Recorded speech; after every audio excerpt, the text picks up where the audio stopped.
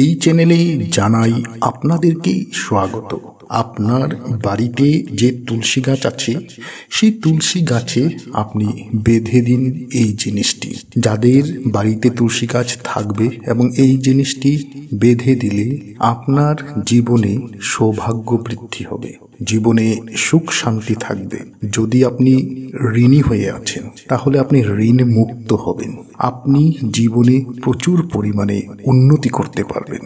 এর উপরিও তুলসী গাছে এই জিনিসটি বাঁধলে মা লক্ষ্মী আপনার উপর অনেক বেশি সন্তুষ্ট হয়ে থাকবে এবং শ্রীহরি বিষ্ণুর কৃপা সর্বদা আপনার বাড়ির উপর থাকবে। আপনার কুণ্ডলিতে যদি কোনো দোষ আছে সেই দোষ শেষ হবে শুধুমাত্র তুলসী গাছে যদি এই জিনিসটিকে বাঁধা যায়। তো নমস্কার বন্ধুরা, যারা আজকে এই চ্যানেলে নতুন রয়েছেন চ্যানেলটিকে সাবস্ক্রাইব করবেন, পাশে দেওয়া বেল বটনটিকে অবশ্যই ক্লিক করবেন এবং এই ভিডিওটিকে একটি লাইক এবং একটি শেয়ার অবশ্যই করবেন, যাতে ভিডিওটি অন্যেরা দেখে উপকৃত হতে পারে। আমাদের সনাতন ধর্ম যারা আছে, আমাদের প্রতিজনের বাড়িতে তুলসী গাছ আছে এবং প্রতিজন সনাতনীর বাড়িতে তুলসী গাছ থাকা উচিত। বলা হয় যে বাড়ির উঠোনে তুলসী গাছ থাকে সেই বাড়িটি সর্বদা ঈশ্বরের দৃষ্টিতে থাকে, সেই বাড়িটি সর্বদা ঈশ্বরের রক্ষণাবেক্ষণে থাকে। তাই প্রতিজন সনাতনীর বাড়িতে তুলসী গাছ থাকা অত্যন্ত দরকার। যদি আপনার ফ্ল্যাট বাড়ি আছে সেই ক্ষেত্রে আপনি বাড়ির বাইরে একটি টাবে অবশ্যই একটি তুলসী গাছ রোপণ করবেন। তুলসী গাছ থাকা অত্যন্ত শুভ, কিন্তু তুলসী গাছ অত্যন্ত সংবেদনশীল। তাই তুলসী গাছ যখন বাড়িতে থাকে সেই সময় কিছু কথা আমাদের অবশ্যই মনে রাখা উচিত। বাড়িতে শুধু তুলসী গাছ থাকলেই হয় না, আপনার বাড়িতে যদি তুলসী গাছ আছে সেই ক্ষেত্রে এই কথাগুলিকে অবশ্যই মেনে চলবেন, না হলে মা তুলসীর ক্রোধে আপনি পড়তে পারেন। যদি আপনি তুলসী গাছকে সম্মান করেন এবং এই বিশেষ কথাগুলি মেনে চলেন, তাহলে মা তুলসীর দয়াতে আপনার জীবনে অত্যন্ত উন্নতি হবে। যখন আপনার বাড়িতে তুলসী গাছ থাকবে সেই সময় আপনি তুলসী গাছের আশেপাশে সর্বদা আপনি পরিষ্কার পরিচ্ছন্নতা বজায় রাখবেন এবং তুলসী গাছের সামনে জুতা, স্যান্ডেল বা তুলসী গাছের সামনে কোনো নোংরা জাতীয় জিনিস কোনোদিনও রাখবেন না। তুলসী গাছের নিচে কোনোদিনও আপনি অপরিষ্কার করে রাখবেন না। ভেজা কাপড়ের জল যদি তুলসী গাছে পড়ে তাহলে অত্যন্ত অশুভ বলে বলা হয়। দেখুন, তুলসী গাছকে শ্রীহরি বিষ্ণুর স্ত্রী বলে বলা হয়। তাই যদি আপনি তুলসী গাছকে সম্মান করেন, তুলসী গাছকে যদি আপনি পুজো করেন, তাহলে শ্রীহরি বিষ্ণুর কৃপা অবশ্যই আপনার বাড়ির উপর থাকবে। যে বাড়িতে তুলসী গাছকে সম্মান দেওয়া হয়, যে ব্যক্তি তুলসী গাছকে সম্মান দিয়ে থাকে, তার উপর মা লক্ষ্মীর কৃপা সর্বদা পড়ে থাকে এবং মা লক্ষ্মীর কৃপা যদি আপনার জীবনের উপর থাকে, যদি আপনার বাড়ির উপর থাকে, তাহলে আপনার বাড়িতে কোনোদিনও দরিদ্রতা আসবে না। তুলসী গাছকে সর্বদা জল নিবেদন করা উচিত।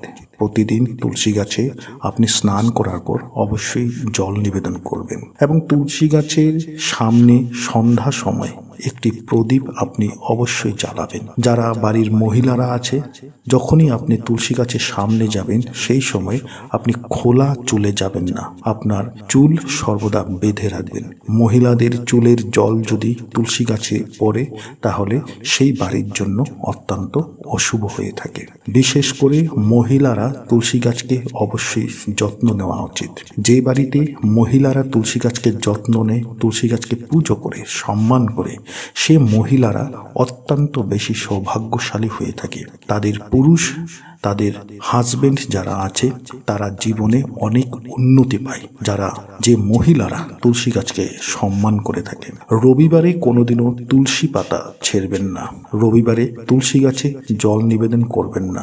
রবিবার ছাড়া প্রতিদিন তুলসী গাছে আপনি জল অবশ্যই নিবেদন করবেন। তুলসী গাছকে পুজো করলে অত্যন্ত শুভ, এই কথা আমি বারংবার বলছি। তাই তুলসী গাছকে অবশ্যই আপনি পুজো পুজো প্রতিদিন করবেন। বাড়ির যত সদস্যরা আছে সকলেই প্রতিদিন সকালবেলা তুলসী গাছে 1 ঘটি জল অবশ্যই নিবেদন করবেন। তুলসী গাছের সামনে কোনোদিনও কাটা জাতীয় গাছ রাখবেন না, এতে আপনার ভাগ্যের উপর খারাপ প্রভাব পড়তে পারে। তুলসী গাছের সামনে কোনোদিনও ঘট ভর্তি জল বা পাত্র ভর্তি জল আপনি রাখবেন না। যে প্রদীপ আপনি তুলসী গাছের সামনে জ্বালিয়েছেন সেই প্রদীপটি নেভানোর পর সে প্রদীপটিকে তুলসী গাছ থেকে সরিয়ে ফেলবেন। দেখুন, তুলসী পাতা অবিহনে শ্রীহরি বিষ্ণুর পূজা অসম্পূর্ণ হয়ে থাকে। তাই তুলসী গাছকে যদি আপনি সম্মান করেন, তুলসী গাছকে যদি আপনি পুজো করেন, আপনার বাড়িতে রাতারাতি চমৎকার ঘটবে। আপনি বিভিন্ন জায়গা থেকে এমন কিছু সুযোগ সুবিধা পাবেন যাকে নিয়ে আপনার জীবনে অনেক উন্নতি চলে আসবেন। তুলসী গাছকে অবশ্যই বস্ত্র নিবেদন করা উচিত। আমাদের বাড়িতে অনেকের বাড়িতেই দেখা যায় যে তুলসী গাছটি সর্বদা খোলামেলা করে রাখে, কিন্তু তুলসী গাছকে একটি বস্ত্র অবশ্যই নিবেদন করা উচিত। যাদের বাড়িতে তুলসী গাছকে বস্ত্র নিবেদন করা হয় সে বাড়িতে কোনোদিনও অন্য বস্ত্রের জন্য হাহাকার করতে হয় না। তাই তুলসী গাছকে একটি বস্ত্র নিবেদন করবেন। সেই ক্ষেত্রে বিশেষ দিনটি হচ্ছে একাদশীর দিন। একটি একাদশীর দিন আপনি তুলসী গাছকে অবশ্যই বস্ত্র নিবেদন করবেন। যেভাবে আপনি মা দুর্গা, মা কালীকে আপনি বস্ত্র নিবেদন করছেন, ঠিক সেইভাবে মা তুলসীকেও একটি বস্ত্র নিবেদন করুন। বস্ত্র নিবেদন করার কিছুদিনের ভেতরেই আপনার জীবন থেকে সকল সমস্যা দূর হয়ে যাবে। আপনার জীবনের কঠিন পরিস্থিতিগুলি খুব সহজেই শেষ হয়ে যাবে। তুলসী গাছে বস্ত্র নিবেদন করার একটি রং রয়েছে। লাল রঙের বস্ত্র কোনোদিনও তুলসী গাছে নিবেদন করবেন না। লাল রং হচ্ছে মঙ্গল গ্রহের।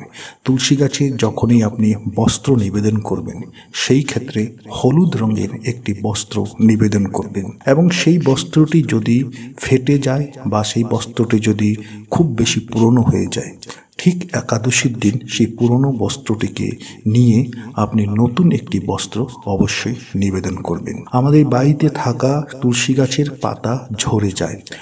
ঝরে যাওয়া তুলসী গাছের পাতাটিকে নিয়ে কোনো নোংরা জায়গায় ফেলবেন না। ঝরে যাওয়া তুলসী গাছের পাতাগুলি আপনি সেই তুলসীর উঠোনেই আপনি রেখে দেবেন। তুলসী গাছ এমন একটি গাছ, যে গাছ আমাদের সনাতন ধর্মে অনেক বৈশিষ্ট্য রয়েছে। আমাদের প্রাচীন শাস্ত্রে তুলসী গাছের বিষয়ে অনেক কিছু বলা হয়েছে। যে বাড়িতে তুলসী গাছকে ভক্তি করা হয়, যে বাড়িতে তুলসী গাছকে সম্মান করা হয়, যে বাড়িতে মা তুলসীকে প্রতিদিন জল নিবেদন করা হয়, প্রতিদিন সন্ধ্যায় একটি মা তুলসীর সামনে একটি প্রদীপ জ্বালানো হয়, সেই বাড়িতে সর্বদা আলোকিত হয়ে থাকে। সেই বাড়ির প্রতিজন সদস্যের ভাগ্য আলোকিত হয়ে থাকে। বাড়ির মহিলারা যারা রয়েছে আপনারা অবশ্যই তুলসী গাছকে সেবা করুন। তুলসী গাছকে সেবা করার অর্থ হচ্ছে আপনি মা লক্ষ্মীকে সেবা করছেন। মা লক্ষ্মীকে সেবা করলে আপনার বাড়িতে দরিদ্রতা আসবে না। তাই বাড়ির মহিলারা অবশ্যই তুলসী গাছের প্রতি যত্ন নিন, তুলসী গাছকে সেবা করুন, এবং একটি বস্ত্র একাদশীর দিন অবশ্যই মা তুলসীকে নিবেদন করুন। হলুদ রঙের একটি বস্ত্র নিবেদন করুন, এবং আপনি বাজার থেকে একটি নতুন বস্ত্র কিনে এনে নিবেদন করবেন, এবং বাড়িতে থাকা কোনো পুরনো বস্ত্র আপনি নিবেদন করবেন না। তুলসী গাছে সেই বস্ত্র নিবেদন করার পর আপনি অবশ্যই দেখতে পাবেন যে কিছুদিনের মধ্যেই আপনি যে বস্ত্র নিবেদন করছেন মা তুলসীকে, তার যা ভালো ফল, সে ভালো ফল মা তুলসী আপনাকে অবশ্যই দেবে। এবং মা তুলসীকে সেবা করলে লক্ষ্মী প্রসন্ন হয়, শ্রীহরির বিষ্ণু আশীর্বাদ আপনার বাড়ির উপর থাকবে। যেখানে শ্রীহরি বিষ্ণুর আশীর্বাদ থাকে সেই বাড়িতে মা লক্ষ্মীর কৃপা অবশ্যই হয়ে থাকে। এই ভিডিওটিকে আশা করছি দেখে আপনাদের ভালো লেগেছে। ভালো লেগে থাকলে ভিডিওটিকে লাইক করবেন, শেয়ার করবেন। যারা আজকে চ্যানেলে নতুন রয়েছেন চ্যানেলটিকে সাবস্ক্রাইব অবশ্যই করবেন।